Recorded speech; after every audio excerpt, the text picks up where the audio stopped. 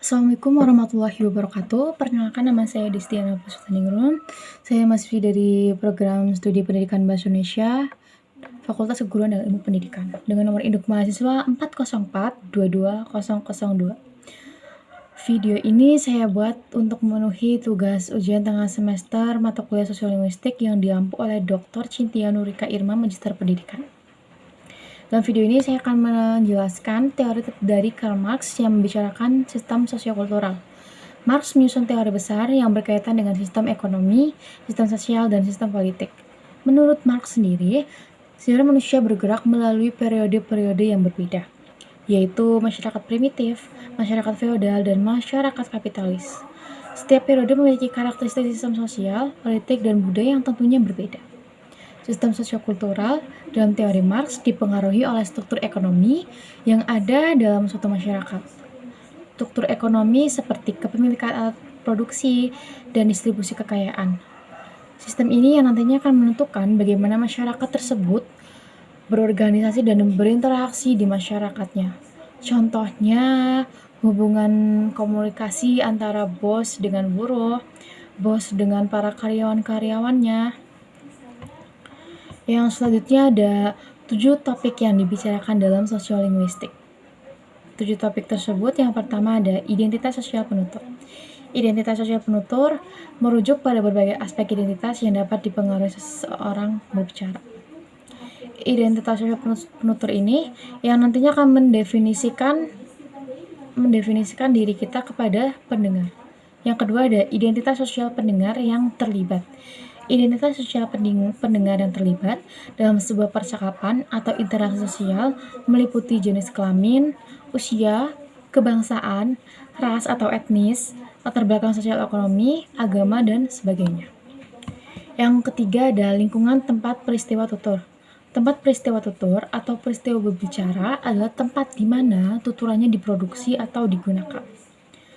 Lingkungan sosial tempat peristiwa tutur dapat mempengaruhi bagaimana tuturan tersebut dipahami dan diterima oleh penerima tuturan. Yang keempat ada analisis sinkronik dan analisis diakronik dari dialek-dialek sosial. Analisis sinkronik mengamati variasi dalam penggunaan bahasa dan gaya bicara dalam populasi yang ada saat ini. Dalam analisis sinkronik dari dialek-dialek sosial, peneliti mengkaji bagaimana orang-orang dari berbagai lapisan sosial menggunakan kata-kata yang berbeda atau memiliki pengucapan yang bahkan berbeda tergantung asal geografis, tingkatan pendidikan, pekerjaan, bahkan usia mereka. Yang selanjutnya ada analisis diakronik. Analisis diakronik melihat perubahan dan perkembangan dialek dari waktu ke waktu. Penelitian tentang bagaimana dialek sosial telah berubah sering berjalannya waktu. Faktor apa yang mempengaruhi perubahan itu, dan hubungan antara dialek sosial yang ada saat ini dengan bentuk yang lebih tua. Yang selanjutnya ada penilaian sosial yang berbeda oleh penutur terhadap perilaku. Penilaian sosial yang berbeda-beda oleh penutur terhadap perilaku, bentuk-bentuk ujaran dapat berbeda-beda berdasarkan sejumlah faktor, seperti budaya, nilai sosial, norma-norma, dan konteks komunikasi. Pendengar bisa menilai kita dari bahasa yang kita gunakan saat berkomunikasi. Selanjutnya ada tingkatan variasi dan ragam bahasa. Hal ini merupakan salah satu konsep yang penting dalam penelitian sosiolinguistik. Variasi bahasa merujuk pada perbedaan dalam cara berbicara antara individu atau kelompok-kelompok sosial. Sedangkan ragam bahasa merujuk pada variasi bahasa yang digunakan dalam konteks tertentu, seperti bahasa yang formal, informal, atau bahasa daerah tertentu. Penerapan praktis dari penelitian sosiolinguistik. Penelitian sosiolinguistik ini biasanya digunakan untuk memecahkan berbagai konflik di suatu daerah tentang penggunaan bahasa yang mungkin masih berbeda dalam suatu daerah yang sama. Dari ketujuh topik tersebut tentunya saling berkaitan satu dengan yang lainnya. Dalam suatu lingkungan tertentu, seperti kelompok, teman, mereka menggunakan aksi tertentu untuk menunjukkan identitas mereka sebagai bagian dari kelompok tersebut. Salah satu contoh korelasi antara ketujuh topik tersebut, misal bahasa sehari-hari yang kita gunakan. Bahasa sehari-hari yang kita gunakan ada bahasa slang atau bahasa daerah. yang tentunya itu akan jadi lebih mudah untuk dimengerti sehingga tercipta komunikasi yang lebih efektif. Ketujuh topik ini sangat penting untuk mempelajari hubungan antara bahasa dan masyarakat serta dampaknya bagi komunikasi manusia sehari-hari. Dampaknya bagi komunikasi adalah orang-orang dapat menilai kita dari bahasa yang kita gunakan. Tentunya akan menjalin beberapa hubungan-hubungan yang lebih efektif dalam berinteraksi. Yang selanjutnya ada fungsi mikro. Fungsi mikro merupakan fungsi bahasa yang terkait dengan individu secara pribadi dan untuk kepentingan yang bersifat pribadi pula. Fungsi mikro meliputi 7 fungsi. Yang pertama ada fungsi nalar. Fungsi nalar yakni fungsi bahasa yang digunakan sebagai alat berpikir.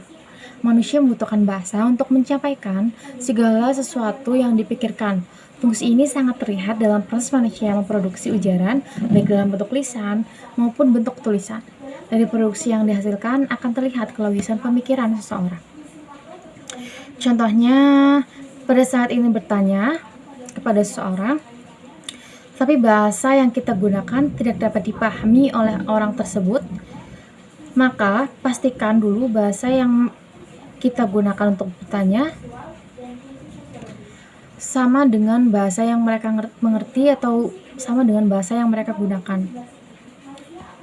Selanjutnya ada fungsi emosi, yakni bahasa yang digunakan untuk menyampaikan perasaan. Segala yang dirasakan manusia tidak hanya atau tidak akan diketahui orang lain apabila tidak ada alat yang digunakan sebagai penyampainya. Dan bahasa di sini sebagai alat untuk menyampaikan segala sesuatu yang kita rasakan. Untuk itulah dalam fungsi ini terlihat fungsi bahasa yang dapat digunakan sebagai alat penyampaian segala perasaan manusia. Contohnya perasaan baik perasaan suka, marah, cemas, maupun perasaan lainnya. Contohnya saat kita menyampaikan cinta kepada seseorang, tentunya ekspresi yang digambarkan adalah ekspresi seorang yang sedang berbahagia. Selanjutnya ada fungsi komunikatif, yaitu fungsi bahasa yang digunakan sebagai alat komunikasi antara penutur dengan mitra tutur sehingga tercipta sebuah proses interaksi. Fungsi ini lebih bersifat individual karena masing-masing orang menggunakan bahasa untuk menjalankan komunikasinya. Tujuan utama fungsi ini adalah karena semua orang membutuhkan informasi. Contohnya dapat kita lihat dalam kehidupan sehari-hari. Kita berbicara menggunakan bahasa agar terciptanya komunikasi yang baik, agar tersampainya sebuah informasi tertentu. Selanjutnya, fungsi perekam, yakni fungsi bahasa yang digunakan sebagai alat pencatat. Alat pencatat hal-hal penting yang mungkin bagi setiap individu berbeda. Fungsi ini oleh Jendra disebut sebagai fungsi pencatatan sejarah. Contohnya adalah misalnya catatan arsip, buku diary atau buku-buku kepustakaan, buku rekening bank, dan catatan-catatan yang menurut orang itu penting. Yang selanjutnya adalah fungsi pengidentifikasian, yakni fungsi bahasa yang digunakan untuk mengidentifikasikan segala yang ada di sekitar manusia. Manusia dapat mengidentifikasikan benda-benda atau peristiwa-peristiwa yang terjadi di lingkungannya karena peristiwa tidaklah sama. Contohnya di sini mungkin dapat kita lihat ketika terjadi pembunuhan. Bahasa dapat digunakan dalam membantu kepolisian untuk memecahkan sebuah masalah yang sedang terjadi pada saat itu. Yang selanjutnya ada